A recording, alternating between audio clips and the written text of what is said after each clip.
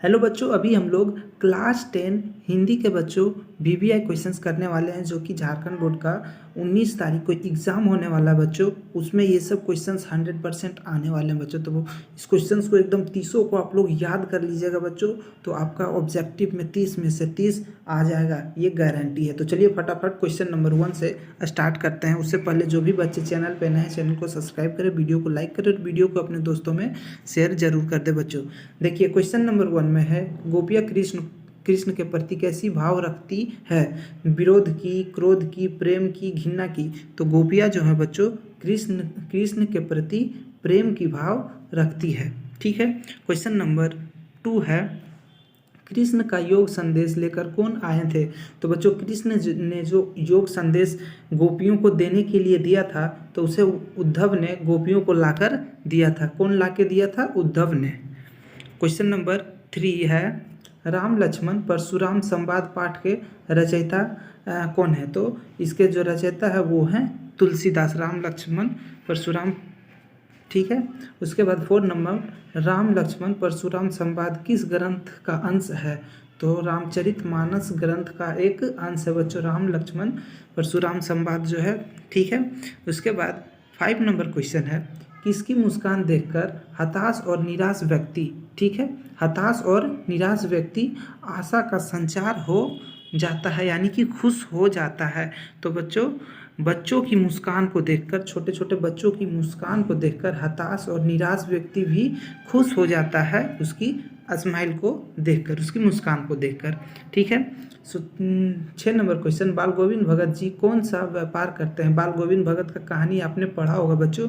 बाल गोविंद भगत एक किसान थे जो कि खेती का व्यवसाय किया करते थे। ठीक है।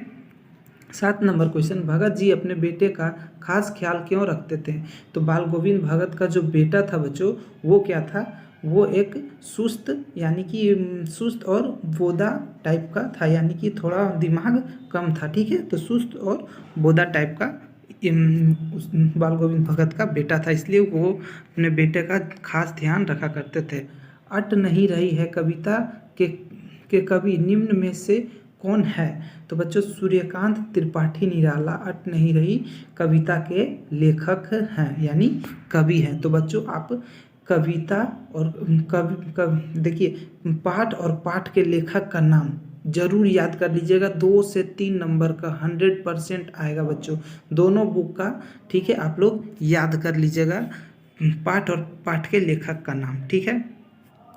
कभी छाया छूने से क्यों मना करते हैं? तो छाया छूना का अर्थ होता है बच्चों, अतीत को ना याद करें। अगर अतीत में आपके साथ अच्छा भी हुआ है तो आप उसे याद करेंगे तो तकलीफ ही होगा, और अगर तक अतीत में आप दुखित हैं तो उसे याद कीजिएगा तो आपको तकलीफ ही होगा। तो इससे मन में दुगना दुख होता है। ठीक है। यहाँ दुगना लिखाएगा बच्चों। ठीक है, टाइप में थोड़ा मिस्टेक हो गया है। इससे मन में दुगना दुख होता है। ठीक है। आग रोटियां सेकने के लिए है, ठीक है, के स्थान पर रिक्त स्थान को भरना। ठीक है। आग रोटियां सेकने के लिए है, आगे लिखता है। ठीक है। रोटियां सेकने के लिए मतलब कि लिए नहीं है, मतलब क्या चीज़ के लिए आग रहता है बच्चों? तो आग जो है, आग रोटियां सेकने के लिए है, ना कि जलाने के लिए। ये बच्चों अपनी मतलब कि जलाने यहाँ पर भराएगा बच्चों। ठीक है। आग जो होता है रोटियां सेकने के लिए होता है, ना कि जलाने के लिए। ठीक है। जलाने यहाँ पर लिखेंगे, जलाने के लिए नहीं हो जाएगा। ठीक है। उसके बाद 11 नंबर, नेताजी मूर्ति कहाँ लगी नेताजी की मूर्ति कहाँ लगाई गई थी? तो बच्चों नेताजी की जो मूर्ति है वो मुख्य बाजार के चौराहे पर लगाई गई थी। ये भी बहुत ही मज़ेदार कहानी है बच्चों, आप लोग ज़रूर पढ़े होंगे, आई होप। 12 नंबर, हलदार साहब और चश्मे वाले में क्या समानता था? तो हलदार साहब बच्चों और चश्मे वाले में दोनों में यह समानता था कि वो दोनों एक देशभक्त थे। तो वो दोनों कौन थे बच्चों? दोनों देशभक्त थे। यही इन दोनों में समानता थी, हलदार साहब और चश्मे वाले में।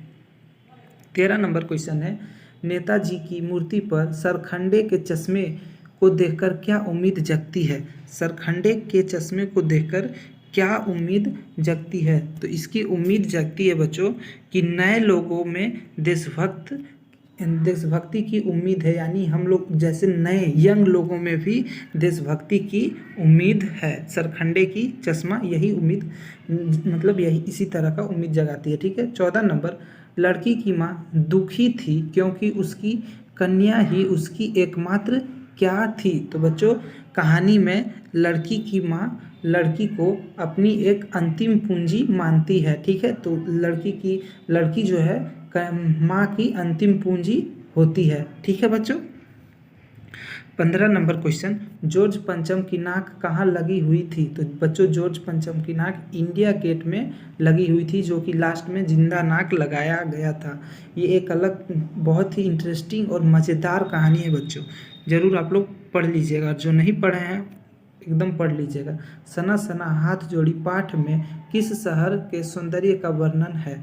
तो बच्चों गैंगटॉक शहर का सौंदर्य का वर्णन है सना सना हाथ जोड़ी के पाठ में बच्चों। ठीक है। 17 नंबर, जितेंद्र नार्गे की जीप में किसकी तस्वीर लगी हुई थी? तो बच्चों जितेंद्र नार्गे, आपने कहानी पढ़ा होगा, उसमें बच्चों उसके कार में दलाई लामा, ठीक है, दलाई लामा का चित्र लगा हुआ था। 18 नंबर क्वेश्चन है, लड़की जैसी दिखाई ना देना का तात्पर्य है। लड़की जैसी दिखाई ना देना का तात्पर्य क्या है बच्चों? कि कमज़ोर मत बनना। ठीक है। माँ अपनी बेटी को कहती है कि कमज़ोर मत बनना, अन्याय मत सहना। ठीक है बच्चों।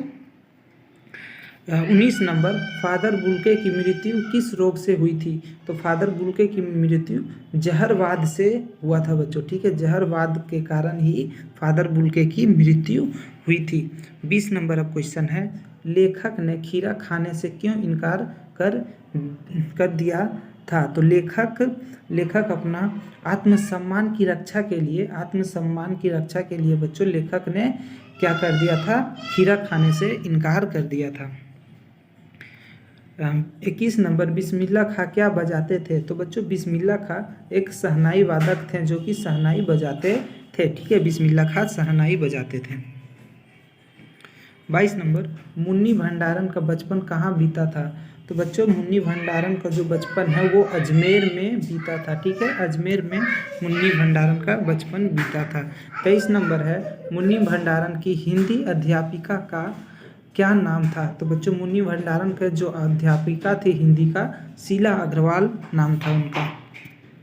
24 नंबर, लखनवी अंदाज किस प्रकार की रचना है? बच्चों लखनवी अंदाज जो है वो एक व्यंग, यानी कि दिव्यांग, जैसे बोलते हैं लूल्हा लंगड़ा, इस तरह का एक मतलब दिव्यांग प्रकार की अंदाज की कहानी है। ठीक है। 25 नंबर, संगतकार कविता के कवि कौन है? तो बच्चों संगतकार कविता के कवि है मंगलेश। ठीक है। मंगलेश डबराल। ठीक है। मंगलेश डबराल संगीतकार कविता के कवि हैं। 26 नंबर क्वेश्चन है हम लोगों का, कवि को कृष्णा के चेहरे पर फैली मुस्कान कैसी लग रही है? फूलों के समान, चंचल मछलियों के समान, चांदनी के समान, तो पवित्र जल के समान। तो कैसा लग रहा है बच्चों? तो चांदनी के समान। ठीक है। अब 27 नंबर क्वेश्चन है, राधा में कौन सी फूल की सुगंध मिली हुई है? तो बच्चों राधा में जो है माना जाता है कि राधा में कमलिका, ठीक है, कमलिका फूल की सुगंध मतलब मिली हुई है। उसके बाद 28 नंबर, फसल किसका गुणधर्म है? तो फसल जो है बच्चों मिट्टी का गुणधर्म होता है। ठीक है। फसल मिट्टी का गुणधर्म होता है। 29 नंबर क्वेश्चन है, शरद रात किसका प्रतीक है? ठंड का, खुशियों का, धन का, प्रेम का। तो शरद रात जो होता है बच्चों वो खुशियों का क्या है? प्रतीक माना जाता है शरद रात को।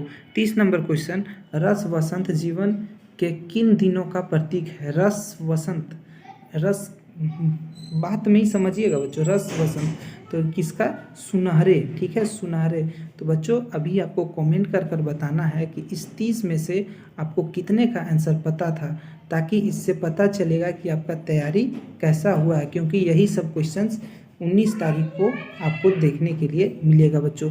अभी हमारे वीडियो चैनल पे 3 नंबर का भी क्वेश्चंस आएगा और 5 नंबर का, सभी आप लोग याद कर लीजिएगा बच्चों। चैनल को सब्सक्राइब कर लीजिए ताकि वीडियो जल्द भी डालें आपके पास तुरंत नोटिफिकेशन चला जाए। फिर मिलेंगे बच्चों नए वीडियो में, तब तक के लिए धन्यवाद।